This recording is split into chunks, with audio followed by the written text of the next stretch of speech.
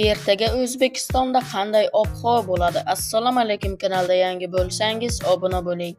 O'zgidromet ertaga 13 noyabr kuni kuzatiladigan ob-havo ma'lumotlarini e'lon qildi. Unga ko'ra, Qoraqalpog'iston Respublikasi va Xorazm viloyatida havo biroz bulutli bo'ladi, yog'ingarchilik kutilmaydi. Harorat kechasi 2-7 daraja, iliq, kunduzi 16-21 daraja issiq bo'ladi. Buxoro va Navoiy viloyatlarida havo biroz bulutli bo'ladi, yog'ingarchilik kutilmaydi. Harorat kechasi 2-7 daraja, iliq, kunduzi 16-21 daraja issiq bo'ladi. Toshkent, Sirdaryo, Jizzax va Samarqand viloyatlarida havo biroz bulutli bo'ladi, yog'ingarchilik kutilmaydi. Harorat kechasi 2-7 daraja, iliq, kunduzi 15-20 daraja issiq bo'ladi.